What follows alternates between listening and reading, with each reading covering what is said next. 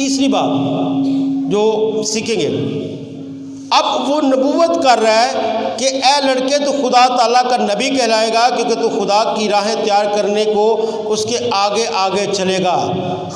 اب یہ بات وہ اپنے بیٹے کے لیے کہہ رہا ہے، نبوت جب وہ کر رہا ہے تو وہ اپنے بیٹے یوحنا کے لیے کہہ رہا ہے کہ تو خداوند کی راہ تیار کرنے کو اس کے آگے آگے چلے گا۔ یہاں پر جو لفظ خداوند ہے، میں نے پچھلے بدھ اس کی تشریح آپ کو بتائی کہ جو لفظ خداوند ہے یہ یونانی کا لفظ کریوس ہے جو اس کے لیے استعمال ہوا ہے، جو لفظ یہوہ کا ترجمہ ہے، ٹھیک ہے؟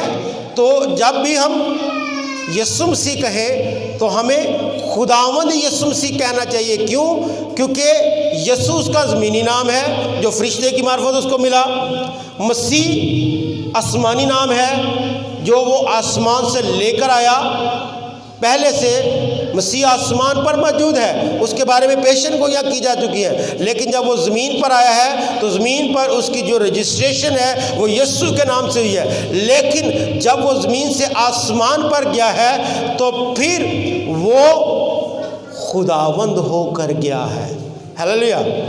کیسے؟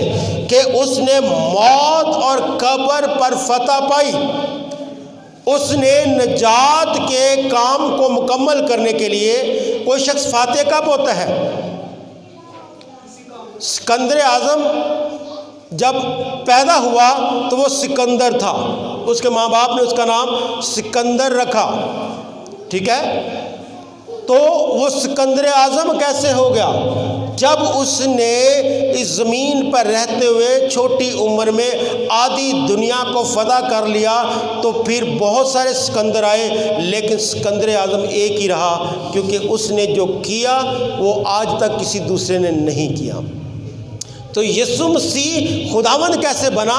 کہ نبی آئے، پیغمبر آئے، بہت سارے ایسے انبیاء آئے جنہوں نے لوگوں کے لیے بہت کچھ کیا، لیکن نجات کے لیے ایک شخص کا، ایک ایسی شخصیت کا جو بے عیب ہو اور خدا کی طرف سے ہو اور خون بہائے، وہ ایک ہی تھا، اور وہ بے عیب برے کی صورت میں یسوع مسیح تھا۔ اس نے جان بھی قربان کی، اس نے کفارہ بھی دیا، اور کفارہ دے کر وہ تیسرے دن مردوں میں سے جی اٹھا اور آسمان پر خدا کے دائیں ہاتھ بیٹھا ہے۔ اپنے اس کفارے کی وجہ سے وہ مسیح بھی ہے، یسوع بھی ہے، لیکن اپنے اس کفارے کی وجہ سے وہ خداوند بن گیا۔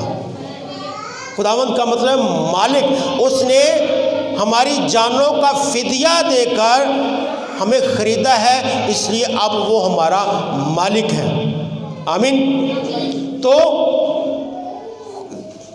زکریا کہہ رہا ہے کہ تو مالک کی، خداوند کی راہ تیار کرنے والا ہوگا، اس کے آگے آگے چلے گا تاکہ اس کی امت کو نجات کا علم بخشے، ٹھیک ہے، جو ان کو گناہ کی معافی سے حاصل ہو۔ آخری آیت کی طرف بڑھیں گے۔ یہاں پہ لکھا، اور وہ لڑکا بڑھتا اور روح القدس میں قوت پاتا گیا اور اسرائیل پر ظاہر ہونے کے دن تک جنگلوں میں رہا۔ وہ لڑکا بڑھتا اور قوت پاتا گیا، یہ انتہائی شاندار بات ہے کہ جیسے جیسے وہ بڑھا وہ روح القدس میں بھی قوت پاتا گیا، یعنی خون اور گوشت میں بڑھنے کے ساتھ ساتھ وہ روح القدس کے ساتھ بھی گہرائی میں جاتا رہا تاکہ وہ سمجھ سکے، جان سکے۔ اب جو بات میں نے پہلے کی کہ اس کا باپ جو ہے وہ مذہبی شخص تھا، لیکن اب جب اس کا بیٹا پیدا ہوا اسے پتہ ہے کہ خدا نے یہ بیٹا اس کو کیوں دیا ہے، کیا منصوبہ ہے۔ اب اس نے اس کو مذہبی نہیں بنایا بلکہ اسے روحانی بننے کی طرف جو ہے وہ راغب کیا۔ جیسے جیسے وہ بالغ ہوا وہ روح میں قوت پاتا گیا۔ کیسے پاتا گیا؟ لکھا ہے کہ وہ جنگلوں میں رہتا تھا۔ کہاں پر؟ جنگلوں میں رہا، وہ عام لوگوں میں نہیں رہا۔ بہت سارے لوگ جو ہیں وہ خدمت میں جب آتے ہیں وہ کہتے ہیں پادری صاحب اسی نوجوانوں کی بات کرتا ہوں خاص میں، بہت سارے نوجوانوں کو میں نے کہا کہ آپ نے نوجوانوں کے پادری صاحب اسی شرابیاں چی جا کے خدمت کرنی ہے، ਤੇ ਕਦੀ ਮੈਂ ਸ਼ਰਾਬੀਆਂ 'ਚ ਬਹਿਨਾ ਤਾਂ ਕਿ ਉਹਨਾਂ ਨੂੰ ਆਪਣੇ ਵਾਂਗੂ ਕਰ ਲਵਾਂ। ਉਹ ਆਪਣੇ ਵਗਰਾ ਨਹੀਂ ਕਰਦੇ, ਉਹਦੇ ਵਗਰਾ ਹੋ ਜਾਂਦਾ है, होता है कि नहीं भाई साहब। मैं जो है ना वो सिगरेट पीने, नशा करने वाले लोगों को अपने खुदा के घर मिला, असल में उनका अपना दिल ये चाह रहा होता है कि मैं इनकी मानद बन जाऊं, इसलिए वो ऐसे लोगों का इंतखाब करते हैं। तो खुदा के लोगों का क्या तरीका है? लिखा है कि खुदा वो जंगलों में रहा करता था, वो दुनिया से अलहदा हो गया। जंगलों में रहने से मुराद वो अलहदा हो गया, वो खुदा के साथ ज़्यादा वक्त गुजारना शुरू कर दिया। जो मसरूफ़ियत है ना, हम पिछले दिनों इस पे करते भी रहे, बात भी की और हमने प्रेयर मीटिंग्स भी की इसके लिए। तो हमारी मसरूफ़ियात इतनी ज़्यादा हो गई हैं कि हम बोलते हैं, खुदा की सुनते नहीं हैं। दुनिया में जो रूहानी लोग हैं हमेशा कौन से कामयाब होते हैं? जो खुदा के साथ अलहदा वक्त निकालते हैं। आप प्रेयर मीटिंग्स करें, आप चर्च में बैठे, बहुत कुछ करें, लेकिन खुदा के साथ जो अलहदा वक्त गुजारना है, बिल्कुल सेपरेट, जिसमें आप और खुदा हो, आप बोलें और खुदा सुने, और फिर खुदा बोले आप सुने। वो कब होगा?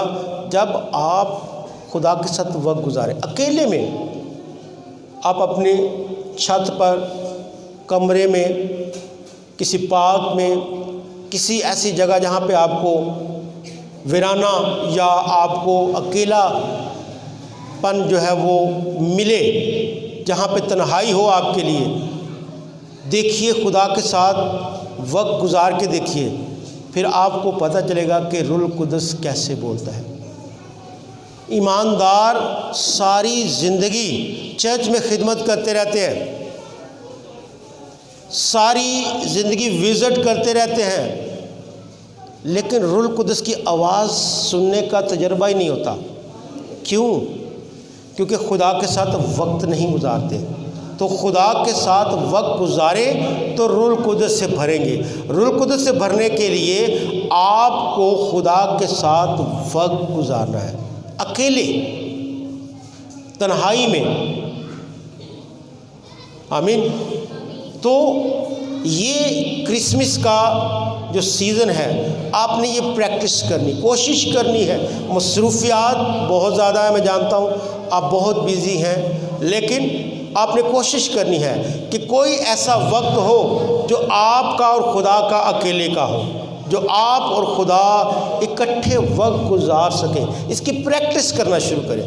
आप जब प्रैक्टिस करना शुरू करेंगे तो आप देखेंगे कि खुदा आपकी ज़िंदगी में कैसे मुकाशफात ज़ाहिर करता है। यूहन्ना आम शख्स नहीं है, ये खुदा की राह तैयार करने वाला है। तो यूहन्ना ने अपने मरने से पहले क्रिश्चियन डॉक्ट्राइन्स, जो 30 मसीही अकायद हैं, जो बुनियादी अकीदे हैं, वो यूहन्ना ने बनाए हैं। हम जिन अकीदों पर चल रहे हैं वो यूहन्ना की मरहून मन्नत है। तो इसलिए क्योंकि वो रूह कुदस की आवाज़ सुनने वाला है, इसलिए ये सारे काम खुदा ने यूहन्ना से लिए। सो मेरे और आपके लिए आज ये चैलेंज है। आज के मैसेज के ज़रिए जो हमें ज़करिया के गीत से मिलता है कि पहली चीज़ कि मजहबी होना कोई बड़ी बात नहीं है, बड़ी बात है तो खुदा के लिए रूहानी होना। और दूसरी बात कि हमें खुदा में गहरे होना है, या हमें अपने खुदा के साथ अपने अहद को जोड़ना है, अहद में आना है। और तीसरी बात कि रूह कुदस से भरपूर होने के लिए, मामूर होने के लिए हमें खुदा के साथ वक्त गुजारना है।